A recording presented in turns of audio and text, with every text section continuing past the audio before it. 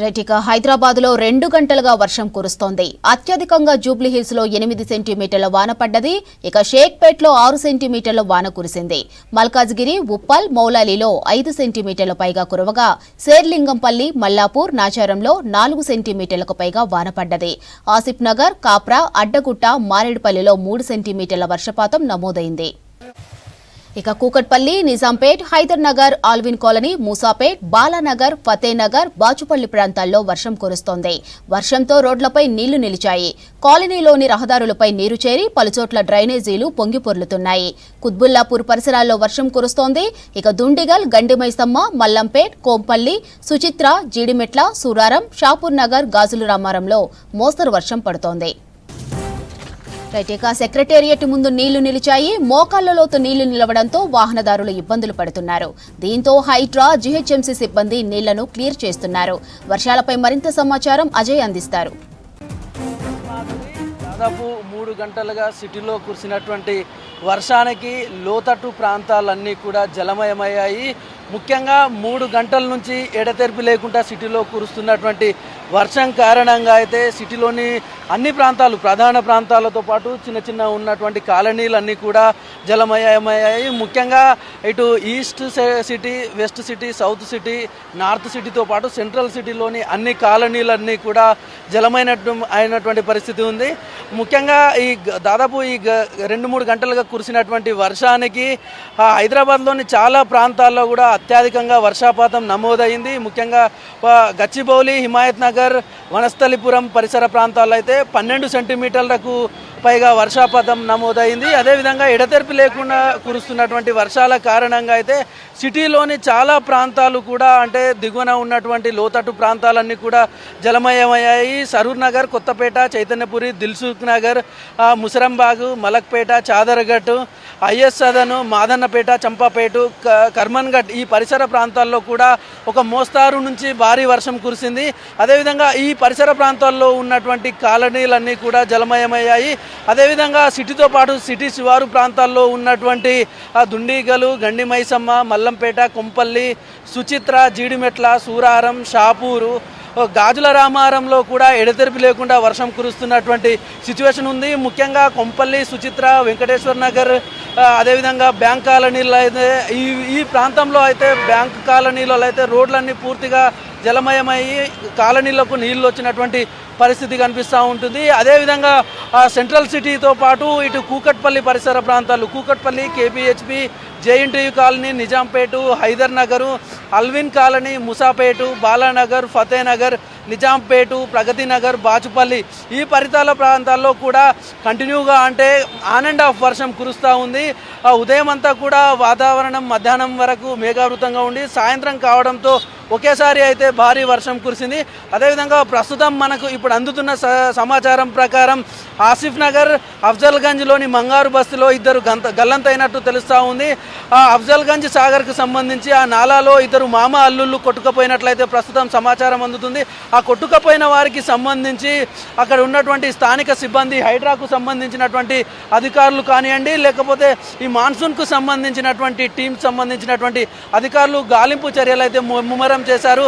అదేవిధంగా ప్రస్తుతం మనం ఇక్కడ అమీర్పేటలో ఉన్నటువంటి సర్కిల్లో ఉన్నాం. ఈ అమీర్పేట సర్కిల్లో అయితే దాదాపు ఈ కురిసినటువంటి వర్షం కారణంగా అయితే ఎక్కడ కూడా, అంటే ఈ హైడ్రాకు సంబంధించినటువంటి టీమ్స్ కానివ్వండి, ఈ మాన్సూన్కు సంబంధించినటువంటి టీమ్స్ అన్నీ కూడా యాక్టివ్గా పనిచేయడంతో, అంటే వాతావరణ శాఖ ముందస్తు హెచ్చరికల నేపథ్యంలో ఈ హైడ్రాకి సంబంధించిన మాన్సూన్కు సంబంధించినటువంటి టీమ్స్ అన్నీ కూడా యాక్టివ్గా ఉన్నాయి. ఎక్కడెక్కడైతే నీళ్లు నిలుస్తాయో ఆ ప్రాంతాలను ముందుగానే ఐడెంటిఫై చేసి పబ్లిక్కు ఇబ్బంది లేకుండా ఉండే విధంగా అయితే చర్యలు తీసుకుంటూ ఉన్నారు. మనం గమనించవచ్చు, ట్రాఫిక్ కూడా జనరల్గా సాధారణంగా ఎప్పుడు వర్షం కురిసినా ట్రాఫిక్ జామ్లు ఎక్కువగా ఉంటాయి, వెహికల్స్ మూవ్మెంట్ చాలా స్లోగా ఉంటుంది.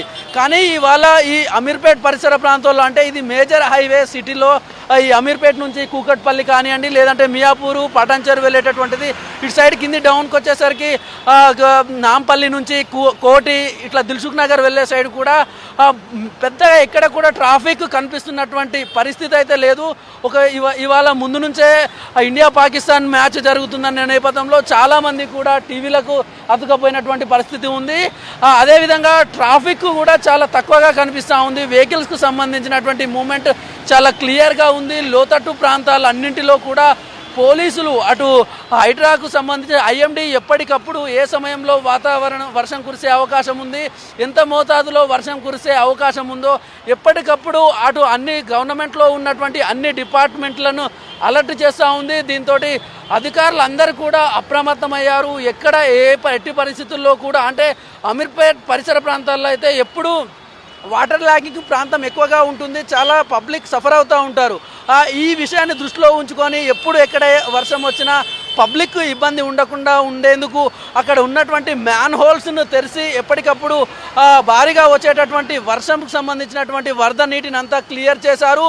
ప్రస్తుతం ఈ ట్రాఫిక్ను కూడా పోలీసులు ఎప్పటికప్పుడు క్లియర్ చేస్తూ ఉన్నారు. ఎక్కడ కూడా గతంలో లాగా ఎక్కడ కూడా వర్షం నీళ్లు రోడ్లపైన భారీగా నిలిచే పరిస్థితి లేదు. అయితే కొన్ని ముంపు ప్రాంతాల్లో అయితే కొన్ని కాలనీలకు వర్షం నీరు వచ్చినట్లుగా తెలుస్తూ ఉంది. వాటన్నింటినీ కూడా అటు అధికారులు అంటే జిహెచ్ఎంసీకి సంబంధించినటువంటి అధికారులు వీళ్ళందరూ కూడా ఎప్పటికప్పుడు లోతట్టు ప్రాంతాల్లో ఉన్నటువంటి పబ్లిక్ ఇబ్బంది లేకుండా ఉండేందుకు వాటర్ను క్లియర్ చేసే ప్రయత్నం అయితే చేస్తూ ఉన్నారు. అంటే సిటీలో గతంలో అయితే వర్షం పడిందంటే నాన్ స్టాప్గా పడినప్పుడు అయితే చాలా పబ్లిక్ సఫర్ అయ్యారు. ఇప్పుడు అట్లాంటి సమస్య లేకుండా ఉండేందుకు అధికారులు క్షణం అయితే మానిటరింగ్ చేస్తున్నటువంటి పరిస్థితి ఉంది.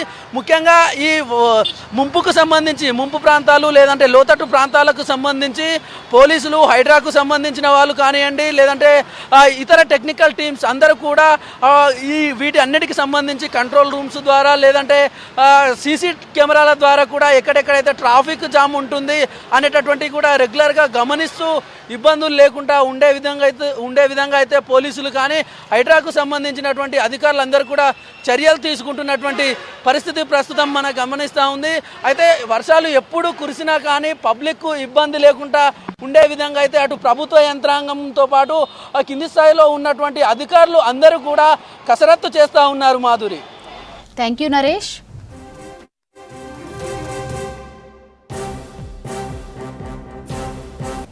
హైదరాబాద్లో 2 గంటలుగా వర్షం కురుస్తోంది. అత్యధికంగా జూబ్లీహిల్స్లో 8 సెంటీమీటర్ల వాన పడ్డది.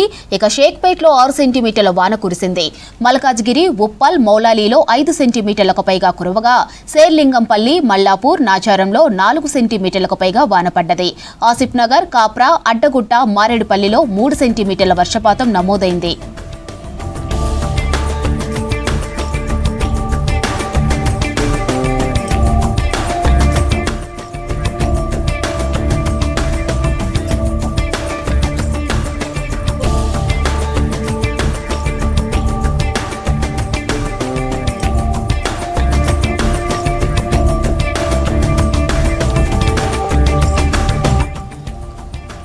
రైటికా సిటీలో భారీ వర్షం పడుతుంది. సిటీలో రైన్స్ కు సంబంధించి మరిన్ని డీటెయిల్స్ కల్పన ఫోన్ ఇన్ ద్వారా అందిస్తారు. చెప్పండి కల్పన, గ్రేటర్ హైదరాబాద్ లో ఏ ప్రాంతాల్లో ఎంత వర్షపాతం నమోదైంది, వర్షాల ప్రభావం ఎలా ఉంది?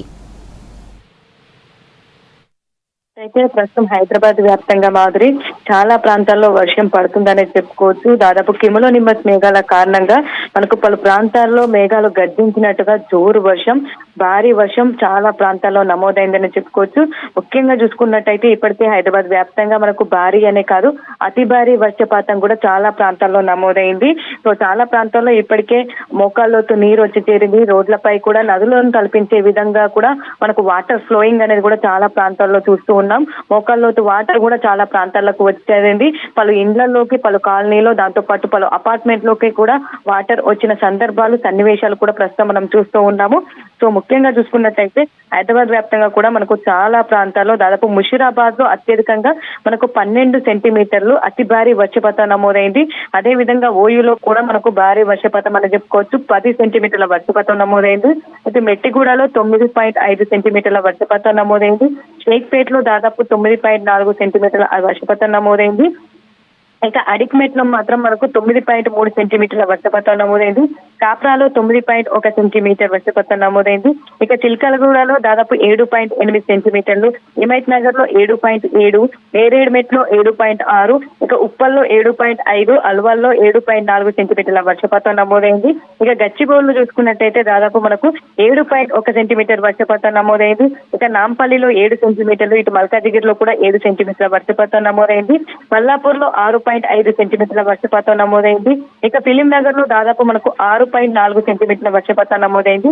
సికింద్రాబాద్ లో 6, కాజాగూడలో 5.9, అప్పిగూడలో 5.8, ఆసిఫ్ నగర్ లో 5.7, అంబర్పేటలో 5.5 సెంటీమీటర్ల వర్షపాతం నమోదైంది. ఇంకా చాలా ప్రాంతాల్లో కూడా మనకు దాదాపు 4 నుంచి 5 సెంటీమీటర్ల వర్షపాతం సిటీ వ్యాప్తంగా నమోదైన సందర్భాలు కూడా చూస్తూ ఉన్నాము. ఇక ముఖ్యంగా చూసుకున్నట్టయితే ఇటు ఆసిఫ్ నగర్, అఫ్జల్ సాగర్ దగ్గర కూడా మనకు దాదాపు మంగరు బస్తీలో 2 గల్లంతైన సన్నివేశాలు కూడా చూస్తూ ఉన్నాం. ఎందుకంటే నాలాలో కొట్టుకుపోయిన వారి కోసం కూడా ఇప్పటికీ గాలింపు చర్యలు కూడా చేపడుతున్నారు అధికారులు. దాదాపు మనకు హైదరాబాద్ వ్యాప్తంగా చిన్న వర్షం పడితేనే ఎక్కడికక్కడ వాటర్ లాగింగ్ అనేవి ఏర్పడుతూ ఉంటాయి. అలాంటిది దాదాపు గంటన్నర పాటు కూడా సిటీ వ్యాప్తంగా వర్షం దంచి కొట్టింది. చాలా ప్రాంతాల్లో జోరు వర్షం, భారీ వర్షం, మోస్తారు వర్షం నమోదవడంతో ఎక్కడికక్కడ కూడా మనకు నాలాల్లో ఫ్లోటింగ్ అనేది కనిపిస్తా ఉంది. అదే విధంగా కూడా మనకు ఎక్కడికక్కడ కూడా వాటర్ లాగింగ్ అనేది ఏర్పడింది. దాంతో పాటు ఇటు గచ్చిబౌలి పోలీస్ స్టేషన్ పరిధిలో కూడా దాదాపు భారీ వర్షానికి గోడకూలి ఒక 2 మరణించిన సందర్భం కూడా చూస్తున్నాము. అదే విధంగా 4 కూడా గాయాలయ్యాయి. ఇటు దోమలగూడ, చిక్కడపల్లి, గాంధీ భవన్ అటు సైడ్ కూడా దాదాపు మనకు కాలనీలు కూడా నీట మునిగిన పరిస్థితులు కూడా కనిపిస్తా ఉన్నాయి. ముఖ్యంగా చూసుకున్నట్టయితే ఇటు దోమలగూడకు సంబంధించి కూడా అపార్ట్మెంట్ లోకి వర్షపు నీరు కూడా వచ్చి చేరింది. ఇక లోతట్టు ప్రాంతాలకు సంబంధించి కూడా ఎప్పటికప్పుడు ఇటు జిహెచ్ఎంసీ, మాన్సూన్, హైడ్రా, టీఆర్ఎస్ బృందాలు కూడా చర్యలు చేపడతా ఉన్నారు. ఎక్కడైతే వాటర్ లాగింగ్ అనేవి ఏర్పడ్డాయో, దాంతో పాటు ఎక్కడెక్కడ రోడ్ల మీద వాటర్ వచ్చి చేరాయో, డ్రైనేజర్లు పొంగి పొందుతున్నాయో అక్కడికి ఇప్పటికీ వాటర్ అనేవి కూడా క్రియేట్ చేయడం జరుగుతూ ఉంది. ముఖ్యంగా 141 ప్లేసెస్ ఏవైతే వాటర్ లాగింగ్ ప్లేసెస్ ఉన్నాయో అక్కడ పటిష్టంగా చర్యలు కూడా చేపడుతూ ఉన్నారనే చెప్పుకోవచ్చు. ముఖ్యంగా ప్రస్తుతం చూసుకున్నట్టయితే ఇటు వియాపూర్, Kukatpally, Banjara Hills, Jubilee Hills తో పాటు హైటెక్ సిటీ, అమీర్పేట, పంజాగుట్ లో కూడా మనకు చాలా వరకు వర్షం పడుతుందని చెప్పుకోవచ్చు. అక్కడ కూడా ఇప్పటికే కురిసిన వర్షానికి ప్రధాన రహదారులన్నీ కూడా జలమయమై కనిపిస్తా ఉన్నాయి. ఇక కుషాయిగూడ, కాప్రా, ఏస్రావు నగర్, చెల్లపల్లి, ముషిరాబాద్, చిక్కడపల్లి, నారాయణగూడలో కూడా మనకు ఒక తేలికపాటి నుంచి మోస్తారు వర్షం నమోదవుతా ఉంది. ఇక లాలాపేట, తార్నాక, నల్లకుంట, అంబర్పేట, కాచిగూడ ఆ ప్రాంతాల్లో కూడా మనకు ఒక చిన్నపాటి వర్షం అయితే నమోదవుతుందని చెప్పుకోవచ్చు. ఇక ఉప్పల్, టోయతోపి, శేర్లింగపల్లి ఆ ప్రాంతాల్లో కూడా మనకు ఇప్పటికీ కూడా వర్షం నమోదవుతా ఉంది. ఇప్పటి వరకు కురిసిన వర్షానికి చాలా వరకు సిటీలో మనకైతే ట్రాఫిక్ జామ్ పెద్ద ఎత్తున ఏర్పడిందని చెప్పుకోవచ్చు. చాలా వరకు మనకు సండే అంటే ఆఫీసులు ఉండకపోవచ్చు, కానీ చాలా వరకు కూడా సరదాగా గడపడానికి బయటికి వస్తూ ఉంటారు. సో ఒక్కసారిగా వాతావరణం మారిపోయి మనకు వర్షం కురవడంతో కూడా మనకు భారీగా ఎక్కడికక్కడ కూడా ట్రాఫిక్ జామ్ అనేది కూడా ఏర్పడిందని చెప్పుకోవచ్చు. చాలా వరకు ఇటు ట్రాఫిక్ క్లియర్ చేయడానికి కూడా ట్రాఫిక్ పోలీస్ వాళ్ళు ప్రధాన ఏవైతే ఉంటాయో రహదారుల వద్ద కూడా ప్రధాన రహదారులకు సంబంధించి కావచ్చు, ప్రధాన మెయిన్ స్టేషన్స్, మెయిన్ సెంటర్స్ ఎక్కడైతే ఉంటాయో అక్కడ పోలీస్ వాళ్ళు కూడా క్లియర్ చేయడం జరుగుతా ఉంది. అదే విధంగా కూడా ప్రస్తుతం మళ్ళీ హైదరాబాద్ రెయిన్ అలర్ట్ మళ్ళీ కూడా జారీ చేయడం జరిగింది. ఇటు వాతావరణ శాఖ హైదరాబాద్, మేడ్చల్, మల్కాజిగిరికి రాబోయే 2-3 గంటల వరకు అంటే మధ్యరాత్రి 1 గంట వరకు కూడా వర్షం కురిసే అవకాశం ఉందని చెప్పేసి కూడా ఇప్పటికే ఇటు వాతావరణ శాఖ హెచ్చరికలు జారీ చేయడం జరిగింది. ముఖ్యంగా ఈదురుగాలు, ఉరుముల మెరుపులతో పాటు మనకు గంటకు 30 నుంచి 40 కిలోమీటర్ల వేగంతో ఈదురుగాలు వీచే అవకాశం ఉందని తెలపడం జరిగింది. ముఖ్యంగా ఇటు హైదరాబాద్, మేడ్చల్, మల్కాజిగిరికి సంబంధించి కూడా తేలికపాటి వర్షంతో పాటు అక్కడక్కడ మోస్తారు వర్షంతో పాటు అక్కడక్కడ జోరు వర్షం కూడా నమోదయ్యే అవకాశం ఉండడంతో కూడా ప్రజలు అప్రమత్తంగా ఉండాలని చెప్తా ఉన్నారు. అవసరమైతేనే బయటకు రావాలని చెప్తున్న సిచ్యువేషన్స్ కూడా మనకు ఉన్నాయని చెప్పుకోవచ్చు. ప్రస్తుతం చూసుకున్నట్టయితే కూడా ఇప్పటికి కూడా మనకు ఒక తేలికపాటి వర్షము, ఒక మోస్తారు వర్షం అయితే పలు ప్రాంతాల్లో నమోదవుతుందని చెప్పుకోవచ్చు. ఏదైతే భారీ వర్షం, జోరు వర్షం అయితే కాస్త పలు ప్రాంతాల్లోనైతే కాస్త తగ్గుముఖం పట్టింది. ఒక తేలికపాటి వర్షం, ముసురు పలు ప్రాంతాల్లోనైతే ఒక మోస్తారు వర్షం అయితే ఇప్పటికీ కూడా కురుస్తుందని చెప్పుకోవచ్చు. ఇక రాబోయే 2-3 గంటల వరకు అంటే మధ్యరాత్రి 1 గంట వరకు కూడా ఇదే విధమైన వాతావరణం ఉండే అవకాశం ఉంది. అక్కడక్కడ తేలికపాటి జల్లులు కూడా కురిసే అవకాశం ఉంది. మాధురి, థ్యాంక్ యూ కల్పన.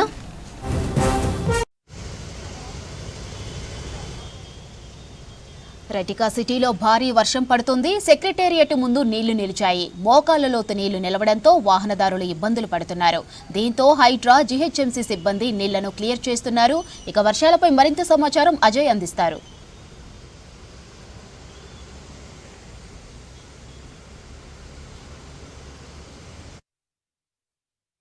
హైదరాబాద్ నగర వ్యాప్తంగా వర్షానికి చాలా ప్లేసెస్లో వర్షపు నీరు రోడ్లపై వచ్చి చేరిన సిచ్యువేషన్ చాలా క్లియర్గా ఎస్టాబ్లిష్ అవుతుంది. ముఖ్యంగా లోతట్టు ప్రాంతాలకు సంబంధించిన ప్రజల్ని ఇప్పటికే అధికార యంత్రాంగము అప్రమత్తం చేసింది. వాతావరణ శాఖ హెచ్చరికలు కూడా చాలా క్లియర్గా హైదరాబాద్ నగరంతో పాటు కొన్ని చోట్ల చిరుజల్లులు మరికొన్ని చోట్ల మోస్తారు నుండి భారీ వర్షం కురిసే అవకాశం కూడా ఉంది అని హెచ్చరికలు జారీ చేశారు. కాబట్టి హెచ్చరికలకు అనుగుణంగా ప్రజలందరూ కూడా వాటిని అలర్ట్స్ని దృష్టిలో పెట్టుకోవాలి అంటూ కూడా అధికారులు చెప్తున్నారు. ప్రస్తుతం మనం సెక్రటేరియట్ ముందు భాగం ఇటు రవీంద్ర భారతి నుండి టువర్డ్స్ లిబర్టీ వెళ్లే రూట్లో ఇటు ఉప్పల్ బస్సులు కావచ్చు లేకపోతే సికింద్రాబాద్ వెళ్లే సంబంధించిన బస్సులన్నీ కూడా ఇవే స్టాప్ వద్ద ఆగుతాయి. సో మొత్తము బస్ స్టాప్ మొత్తం కూడా వర్షపు నీరు వచ్చి చేరింది. సో సెక్రటేరియట్ ముందు భాగము ఎవరైతే చాలా వరకు ఇటు వీకెండ్ సంబంధించి సాటర్డే సండే అందరూ కూడా సెక్రటేరియట్ అందాలని వీక్షించడానికి దాంతోపాటు ట్యాంక్ బండ్లో పైన షికారు చేయడానికి వస్తుంటారు. సో వాళ్ళందరూ ఇక్కడ ఈ చాట్ బండార్స్ కావచ్చు ఇవన్నీ ఉంటాయి. సో మొత్తం కూడా వర్షపు నీరు వచ్చి చేరిన సిచ్యువేషన్. సో ఒక్కసారిగా వర్షం కురుస్తుంది, కంటిన్యూస్గా కురుస్తుంది. కొన్ని ప్లేసెస్లో లైట్ అండ్ మోడరేట్గా కురుస్తుంటే కొన్ని ప్లేసెస్లో మాత్రం భారీ వర్షం కురుస్తున్న పరిస్థితి ఉంది. సో ఇప్పటికే వాతావరణ శాఖ అధికారులు కూడా హెచ్చరికలు జారీ చేశారు. కాబట్టి ఇటు జిహెచ్ఎంసీ, హైడ్రా, ట్రాఫిక్ పోలీసులు దాంతోపాటు ఇతర కొన్ని ప్రభుత్వ శాఖలకు సంబంధించిన అధికారులు అంతా కూడా అప్రమత్తమైన సిచ్యువేషన్. గ్రౌండ్ లెవెల్లో కూడా మొత్తం వాటర్ సంబంధించి ఎక్కడైతే వర్షపు నీరు నిలుస్తుందో అక్కడ అధికారులు వెంటనే ఎక్కడ సిచ్యువేషన్ ఏ విధంగా ఉంది అనే దానిపైన మానిటరింగ్ చేస్తున్నారు. కాబట్టి సిబ్బంది కూడా గ్రౌండ్ లెవెల్ చేరుకుంటున్న సిచ్యువేషన్. వాటర్ సంబంధించి వాటన్నిటిని కూడా క్లియర్ చేసే ప్రక్రియ కూడా కొనసాగుతుంది. మొత్తానికి వర్షానికి మాత్రం హైదరాబాద్ నగరంలో చాలా వరకు ప్రజలు చాలా వరకు ఇబ్బందులు పడుతున్న సిచ్యువేషన్. మొత్తం వర్షపు నీరు మోకాళ్ళ లోతు వరకు వచ్చిన సిచ్యువేషన్. ఇది సెక్రటేరియట్ ముందున్న ప్లేస్ మొత్తం కూడా బస్ స్టాప్ సంబంధించిన area. So bus stop area మొత్తం కూడా వర్షపు నీటితో నిండిపోయింది. సో ఇటు వాహనదారులు, పాదచారులు అందరూ కూడా వర్షపు నీరు ఈ విధంగా నిలుస్తున్న క్రమంలో చాలా వరకు ఇబ్బందులు పడుతున్న సిచ్యువేషన్ కనబడుతుంది. సో ఒకవైపు సిబ్బంది కూడా గ్రౌండ్ లెవెల్ చేరుకొని వాటర్ని క్లియర్ చేసే ప్రక్రియ చేస్తున్నప్పటికి కూడా వర్షం కంటిన్యూస్గా కురుస్తుంది. కాబట్టి వాటర్ సంబంధించిన ఫ్లోటింగ్ కూడా కంటిన్యూస్గా ఉంటుంది. సో ఎప్పటికప్పుడు క్లియర్ చేయాల్సిన అవకాశం ఉంటుంది. కాబట్టి వర్షము అదే విధంగా కంటిన్యూ అవుతుంది. కాబట్టి వాటర్ సంబంధించి క్లియర్ చేయడం కాస్త ఇబ్బందిగానే మారింది అని చెప్పాలి. సో మొత్తానికి అధికార యంత్రాంగము ఎప్పటికప్పుడు గ్రౌండ్ లెవెల్లో ఏం జరుగుతుంది అనే దానిపైన పూర్తి స్థాయిలో కూడా ఆరా తీయడంతో పాటు గ్రౌండ్ లెవెల్లో ఏ విధమైన చర్యలు తీసుకోవాలి, ముఖ్యంగా లోతట్టు ప్రాంతాలకు సంబంధించి ప్రజల అప్రమత్తత ఎంత అవసరం, అధికారుల మానిటరింగ్ కూడా అంతే అవసరం. కాబట్టి పూర్తి స్థాయిలో అధికారులు మానిటర్ చేసే దిశగా ఎప్పటికప్పుడు సమాచారాన్ని ఉన్నతాధికారులకు ఇచ్చే దిశగా ఎప్పటికప్పుడు మానిటరింగ్ అయితే జరుగుతుంది. సో వాహనదారులు మనం విజువల్లో చూస్తున్నాం, మోకాల్లో నీళ్లున్నాయి, వాహనాలు ట్రావెల్ చేయడం కూడా కాస్త ఇబ్బందిగా మారింది. కొంతవరకు వర్షము కొన్ని ప్లేసెస్లో తగ్గుముఖం పట్టింది, కొన్ని ప్లేసెస్లో మాత్రం చిరుజల్లులు కురుస్తున్నాయి, మరి కొన్ని ప్లేసెస్లో మాత్రం ఇంకా హెవీ రెయిన్ కంటిన్యూ అవుతుంది. సో ఈరోజు అర్ధరాత్రి వరకు కూడా ఇదే టైప్ ఆఫ్ వెదర్ కండిషన్స్ ఉంటాయి అని అధికారులు చెప్పిన క్రమంలో ప్రజలందరూ కూడా అప్రమత్తంగా ఉండాలి. ఎవరు కూడా బయటికి రావద్దు. అనవసరంగా బయటకు వచ్చి రోడ్లపైన వర్షపు నీరు కావచ్చు, లేకపోతే ట్రాఫిక్ సంబంధించిన ఇబ్బంది కావచ్చు, లేకపోతే ఇతర ప్రమాదాలు జరిగే అవకాశం ఉంటుంది. ఇలాంటి కండిషన్స్లో బయటికి రావద్దు. ఒకవేళ బయటకు వచ్చే షెడ్యూల్స్ ఏమైనా ఉన్నా కూడా వాటిని క్యాన్సిల్ చేసుకుంటే మంచిది అనే ఒక అప్పీల్ అధికార యంత్రాంగం చేస్తున్నారు. సో ఎంటైర్ హైదరాబాద్ వ్యాప్తంగా హైదరాబాద్, సైబరాబాద్, రాచకొండ 3 కమిషనరేట్ పరిధుల్లో కూడా ట్రాఫిక్ సంబంధించిన అధికారులు అప్రమత్తమయ్యారు. ట్రాఫిక్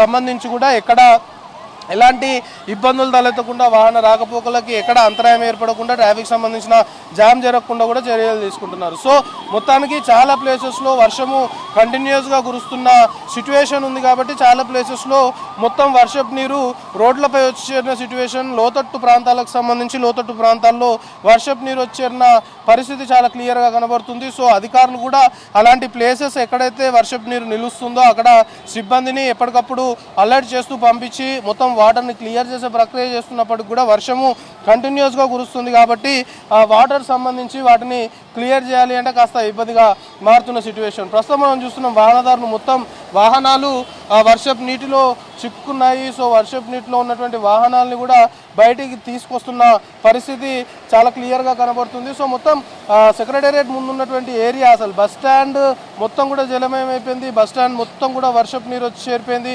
సో ఎక్కడ ఏంటి అనేది తెలియని పరిస్థితుల్లో మొత్తం జలమయమైపోయిన సిచ్యువేషన్ చాలా క్లియర్గా కనబడుతుంది. సో ఇదే పరిస్థితి హైదరాబాద్ నగర వ్యాప్తంగా కొన్ని చోట్ల కూడా ఎస్టాబ్లిష్ అవుతుంది. మొత్తం వర్షపు నీరు వచ్చేరిన క్రమంలో లోకల్స్ ఇబ్బంది పడడంతో పాటు మెయిన్గా లోతట్టు ప్రాంతాలకు సంబంధించిన ప్రజలు కూడా కొంత మేరకు ఇబ్బందులు ఫేస్ చేస్తున్న సిచ్యువేషన్ ఉంది అని అధికారులకు తెలుస్తున్న క్రమంలో అధికారులు కూడా పూర్తి స్థాయిలో గ్రౌండ్ లెవెల్లో ఎప్పటికప్పుడు అధికారులని ఉన్నతాధికారులు మానిటర్ చేస్తున్న సిచ్యువేషన్. సో హైదరాబాద్ నగర వ్యాప్తంగా హైదరాబాద్తో పాటు శివారు ప్రాంతాలను కలుపుకొని వర్షం ఎఫెక్ట్ సంబంధించి చాలా ప్లేసెస్లో వర్షపు నీరు రోడ్డుపై నిలవడంతో పాటు వాహనదారులు పాదచారులు ఇబ్బందులు పడుతున్న సిచ్యువేషన్ హైదరాబాద్ నగరంలో నెలకొంది. కెమెరా పర్సన్ అశోక్తో కలిసి అజయ్ V6 న్యూస్ హైదరాబాద్.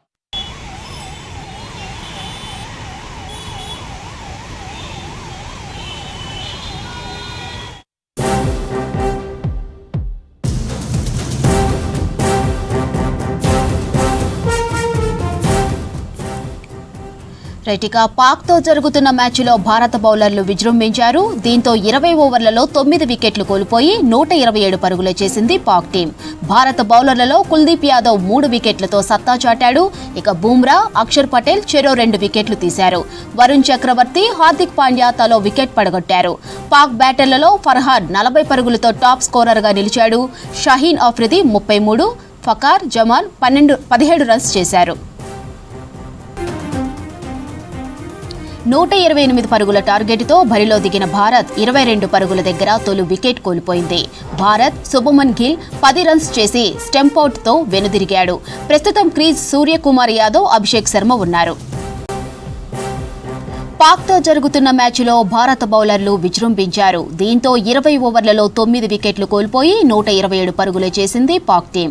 ఇక భారత బౌలర్లలో కుల్దీప్ యాదవ్ 3 వికెట్లతో సత్తా చాటాడు. బూమ్రా, అక్షర్ పటేల్ చెరో 2 వికెట్లు తీశారు. వరుణ్ చక్రవర్తి, హార్దిక్ పాండ్యా తలో వికెట్ పడగొట్టారు. పాక్ బ్యాటర్లలో ఫర్హాన్ 40 పరుగులతో టాప్ స్కోరర్గా నిలిచాడు. ఇక షహీన్ అఫ్రిది 33, ఫకార్ జమాన్ 17 రన్స్ చేశారు.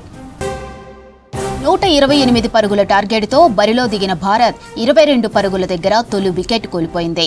భారత్ శుభమన్ గిల్ 10 రన్స్ చేసి స్టెంపౌట్తో వెనుతిరిగాడు. ప్రస్తుతం క్రీజులో సూర్యకుమార్ యాదవ్, అభిషేక్ శర్మ ఉన్నారు. రైట్, ఇండియా పాక్ మ్యాచ్కు సంబంధించి మరిన్ని డీటెయిల్స్ అనిల్ అందిస్తారు. చెప్పండి Anil, India Pakistan match updates ఏంటి? మాదిరి మనకి 8 గంటలకు ప్రారంభమైనటువంటి ఇండియా పాకిస్తాన్ మధ్య మ్యాచ్ అయితే అలా హై వోల్టేజ్ మ్యాచ్ చెప్పవచ్చు. అయితే మొదటగా టాస్ గెలిచినటువంటి పాకిస్తాన్ మొదటగా బ్యాటింగ్ ఎంచుకుంది. బ్యాటింగ్ ఎంచుకున్న తర్వాత కూడా మనకి మొదటి నుంచి కూడా చూడొచ్చు చాలా నిలకడగా ఆడారు. సో అందులో పూర్తిగా కూడా బ్యాట్స్మెన్ అంతా కూడా విఫలమయ్యారు. ఎందుకంటే దుబాయ్ పిచ్ చాలా వరకు అదొక స్పిన్నర్లకి అనుకూలం. మనం మొదటగా ఇండియా టీం మొదటి మ్యాచ్ కూడా యూఏఈ పైన ఆడినప్పుడు కూడా అప్పుడు కూడా ఆ స్పిన్నర్లే హవా కొనసాగించారు. సో ఈ రోజు కూడా మళ్ళీ రిపీట్ అదే అయింది. సో స్పిన్నర్లు ఈ రోజు చాలా దూకుడుగా ఆడారు. మనకి కుల్దీప్ యాదవ్ గత మ్యాచ్ లోనూ విజృంభించాడు, ఈ మ్యాచ్ లోనూ కూడా విజృంభించాడు. సో స్పిన్నర్లు పూర్తిగా కూడా వాళ్ళ యొక్క పాకిస్తాన్ బ్యాట్స్మెన్ ని ముక్కు తిప్పలు పెట్టారు. మనకి ఓవరాల్ గా అంటే మనకి ఏదైతే ఈ సాహిత్య ఇప్పుడు ఏదైతే వీటికి సంబంధించినటువంటి ఇప్పుడు మనకి పాకిస్తాన్ లో ఉన్నటువంటి టీమ్ లో ఎవరు కూడా హైయెస్ట్ స్కోర్ చేయలేదు. కేవలం ఒక 40 స్కోర్ మాత్రమే ఒకే ఒక ప్లేయర్ పాకిస్తాన్ కి సంబంధించినటువంటి ప్లేయర్ చేశాడు. కానీ పూర్తిగా కూడా ఈ యొక్క 20 ఓవర్లలో ఈ ఇండియా మన పాకిస్తాన్ కి సంబంధించినటువంటి టీమ్ లో సో అందరూ కూడా మనకు ఒకసారి పేర్లు కనుక మన యొక్క పేర్లు చూస్తే సో ఇప్పటి వరకు ఒకే ఒక్కడు ఫర్హాన్ 40 పరుగులు 44 బాల్స్ లో చేశాడు. కేవలం ఒక 4, 3 సిక్స్లతో అతడు ఒక్కడే రాణించాడు తప్ప మిగతా వారందరూ కూడా వెంటనే వికెట్లు కోల్పోయినటువంటి పరిస్థితి. ఇందులో మనకి హార్దిక్ పాండ్యా 3 ఓవర్లు వేసి 1 వికెట్ తీసుకున్నాగా బూమ్రా ఈ రోజు చాలా బౌలింగ్ పేసర్ మనం మొదటి నుంచి కూడా చెప్పుకొస్తున్నాం. ఈ రోజు ఆ స్పిన్నర్లతో పాటు ఇటు పేస్ బౌలర్లు కూడా పూర్తిగా ఈ రోజు ఒక వారి ప్రతిభను కనబడతారనే చెప్పవచ్చు. బూమ్రా 2 వికెట్లు తీసుకోగా కుల్దీప్ యాదవ్ మనకి గత మ్యాచ్ లో చాలా వికెట్లు తీసుకున్నాడు. సో ఈ రోజు మ్యాచ్ లో కూడా 4 ఓవర్లకు గాను కేవలం 18 పరుగులు ఇచ్చి 3 వికెట్లు తీసుకున్నాడు. అటు అక్షర్ పటేల్ కూడా తన బౌలింగ్ స్వింగ్ చేస్తూ 2 వికెట్లు తీసుకున్నాడు.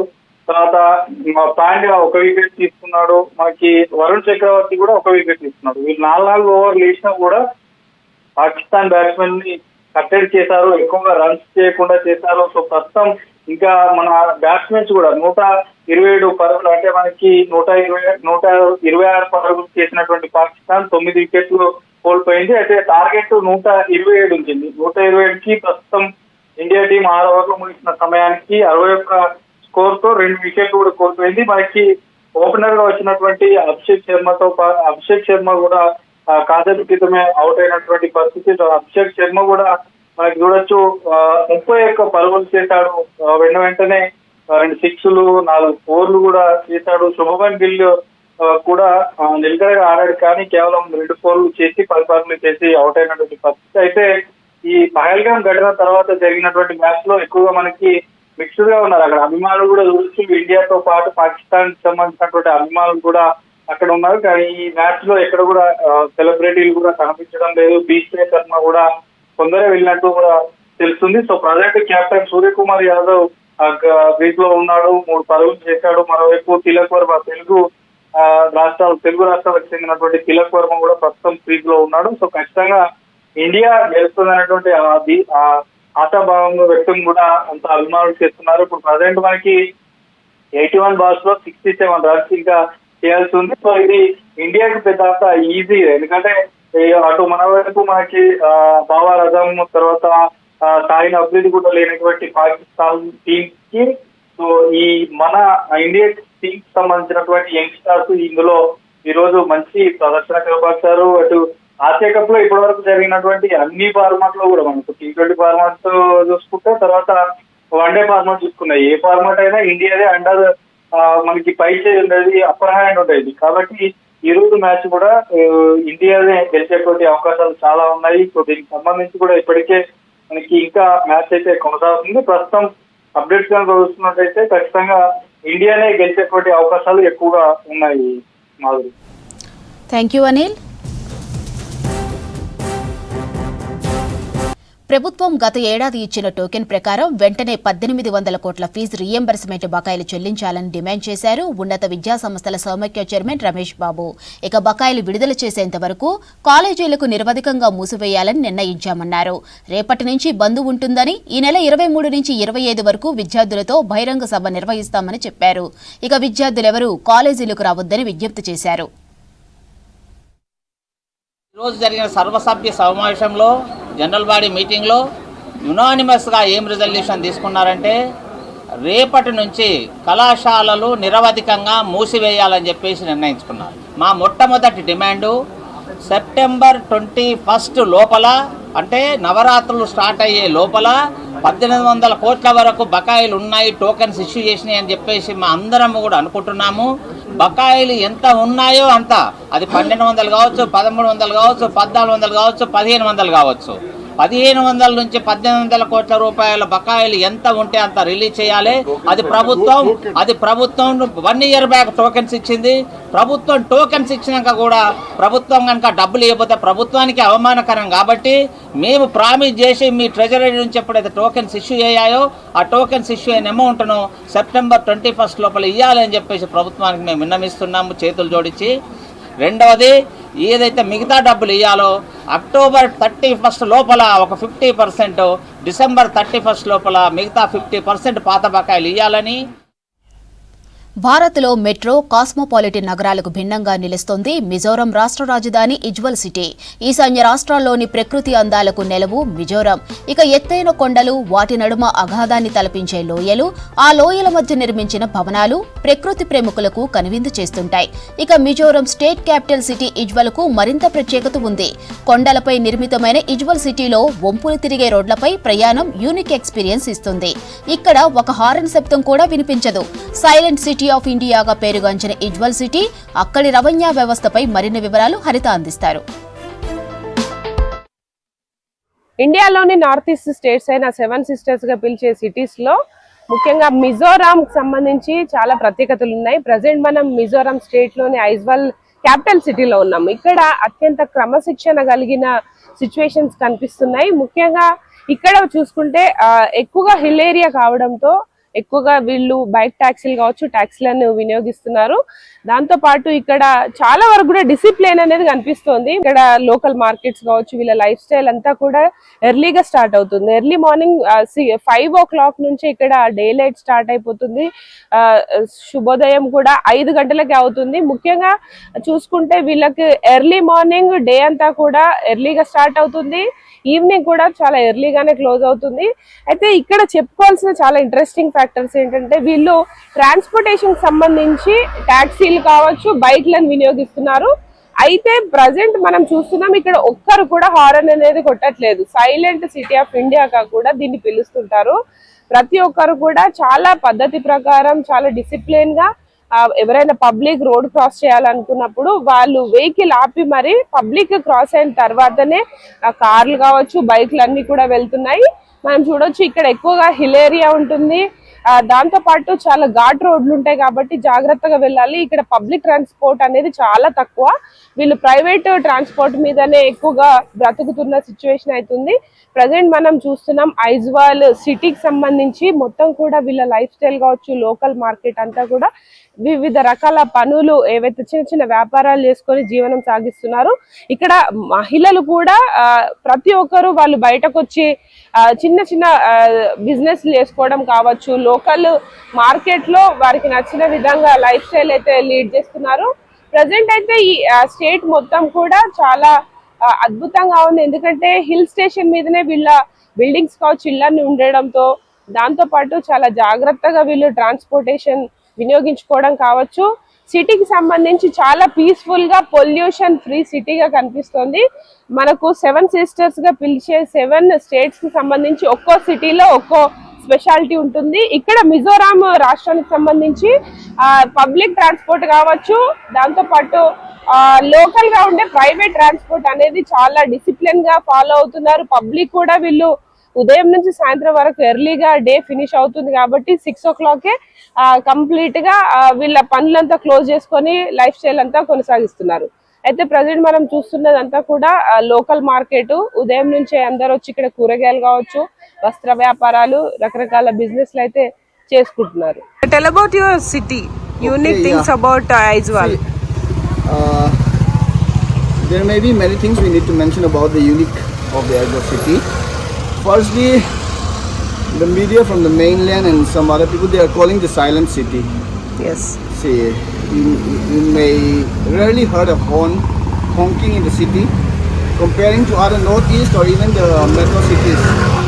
Early from the morning, so you rarely find the honking. That's the unique one. And mostly the people here in Aizawl, the Mizo people, we are very humble and very introvert. What I have to say, comparing to other people there in the other Indian people. Okay, tell about public transport here. See, the public transport we are having here, like the city bus in Aizawl, and the local cab. You see the white cab, and another one is the two-wheeler taxi we have, and also the rental one. But what I mean is, unfortunately, the public transport is not much used by the people. You know, mostly all the stuff in the government servants, they are having their own private vehicles for going and coming back from their home to the office. It's like that, but it's quite okay. It's quite good. The public transport here in Aizawl is quite good, and the most important thing is that not in Aizawl. Our system, transport system is only private buses and taxi, two-wheeler taxi and taxi only we are using. So our whole town is with no horns and alls. Silent city we call it. Okay. That is Why people are following that rule? we are arranging without traffic police also we can arrange the system. We follow that. We manage. Okay. And how's the transport charges? Taxi or Taxi every kilometer or per kilometer around 30 rupees, and in buses 1 cent 10 rupees, and normal taxi This around 80, 50. Bike, two-wheeler. Two-wheeler, it is around 30 rupees. Car, it is around 50.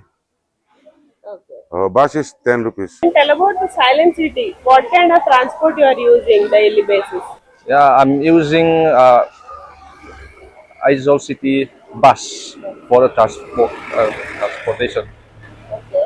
How much it costs? Ticket price? It costs the fare. The city bus fare is like 30. Minimum. Yeah. And bike taxi? Yeah, but if I go up down like that, it's for 60. It's different place. It's not a fixed price. There is lots of different places like that.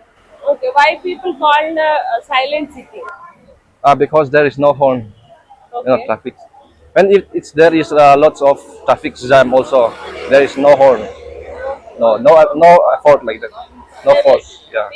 Yes Aizawl సిటీలో అయితే చాలా క్రమశిక్షణతోటి ఇక్కడ ప్రజలంతా కూడా traffic rules ని follow అవుతున్నారు. ముఖ్యంగా ఇక్కడ పబ్లిక్ ట్రాన్స్పోర్ట్ తక్కువైనప్పటికీ ఇటు ప్రైవేట్ ట్యాక్సీలను కావచ్చు ఎక్కువగా ఈ బైక్లను ఎక్కువగా వినియోగిస్తున్న సిచ్యువేషన్ అయితే ఉంది. ఓవరాల్ గా ఇక్కడ ట్రాఫిక్ రూల్స్ కు సంబంధించి ప్రతి ఒక్కరు కూడా ట్రాఫిక్ పోలీస్ అవసరం లేని విధంగానే వాళ్ళు ట్రాఫిక్ రూల్స్ అన్ని కూడా ఫాలో అవుతున్నారు. ముఖ్యంగా రోడ్ క్రాసింగ్ కావచ్చు, మనకు పెడెస్ట్రియన్ వాక్ లాంటివి కూడా చాలా క్రమశిక్షణగా ఫాలో అవుతున్న సిచ్యువేషన్ అయితే కనిపిస్తుంది. అయితే ఓవరాల్ గా చూసుకుంటే ఇక్కడ పబ్లిక్ ట్రాన్స్పోర్ట్ ఛార్జెస్ కూడా చాలా తక్కువగా ఉన్నాయి. ఇటు బైక్ ట్యాక్సీలు కావచ్చు, దాంతో పాటు క్యాబ్స్ కు సంబంధించి కూడా కేవలం 20-30 రూపాయల నుంచి మొదలుకొని 200 లోపే ఎక్కువగా ఎక్కడికి వెళ్ళాలన్నా కూడా అంతే ఛార్జ్ చేస్తున్న సిచ్యువేషన్ ఉంది. దాంతో పాటు ఎంత ట్రాఫిక్ జామ్ ఉన్నా కూడా ఒక్కరు కూడా హారన్ అనేది చేయకపోవడం ఇక్కడ చాలా ప్రత్యేకత. అయితే ఎన్నో ఏళ్ల నుంచి వీళ్ళు ఇట్లాంటి రూల్స్ ఫాలో అవుతూ క్రమశిక్షణ అయితే ఫాలో అవుతున్న సిచ్యువేషన్ ఉంది. ఓవరాల్ గా అయితే ఐజ్వాల్ మిజోరాం సిటీ సైలెంట్ సిటీగా ప్రపంచ వ్యాప్తంగానే కాదు ప్రతి ఒక్కరి నోట కూడా వినిపిస్తుంది. ఇది ప్రెసెంట్ ఐజ్వాల్ సైలెంట్ సిటీ అట్లాగే ట్రాఫిక్ రూల్స్ కు సంబంధించిన ఇన్ఫర్మేషన్. హరిత, ఐజ్వాల్ సిటీ నుంచి. సీఎం రేవంత్ రెడ్డిని కలిశారు హర్యానా మాజీ గవర్నర్ బండారు దత్తాత్రేయ. జూబ్లీహిల్స్ లోని తన నివాసంలో మర్యాదపూర్వకంగా భేటీ అయ్యారు. ఇక అక్టోబర్ 3న నాంపల్లి ఎగ్జిబిషన్ గ్రౌండ్ లో జరగనున్న అలై బలై కార్యక్రమానికి రేవంత్ ను ఆహ్వానించారు దత్తాత్రేయ.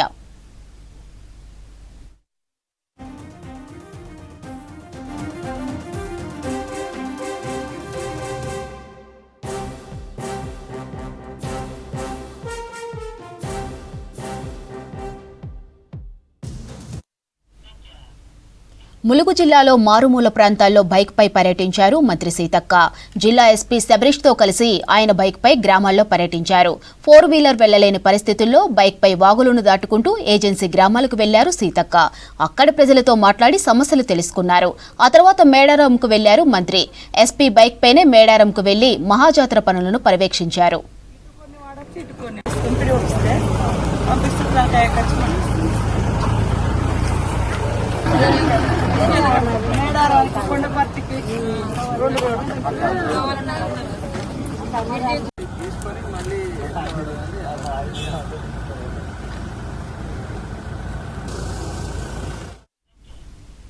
లండన్లో మృతి చెందిన తమ కొడుకు కడసారి చూపు కోసం తల్లిదండ్రులు, కుటుంబ సభ్యులు నిరీక్షిస్తున్నారు.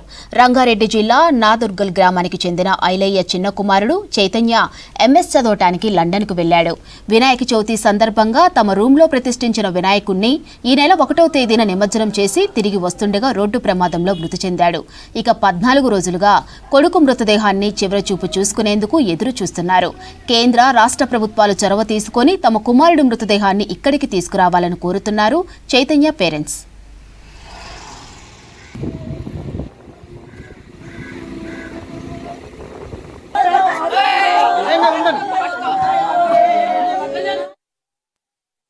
మా బాబుని తొందరగా తీసుకురమ్మని ఎంతో కిషన్ రెడ్డి అన్న దగ్గరకు పోయినాము, అక్కడ పోయినాము. కానీ ఇంకా 2 days 3 days అని అంటున్నారు.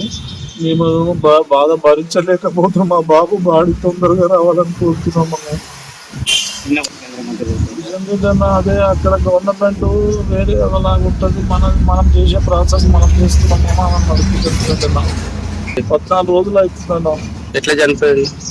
అదే నా వినాయకుని విమర్శనం దాంట్లో వెళ్ళి వస్తుండగానే జరిగిందని తెలుసు కానీ ఇక మిగతాది నాకు తెలియదు అనేది. విమర్శనానికి వెళ్ళేటప్పుడు కూడా నాకు చెప్పి వెళ్ళిండు.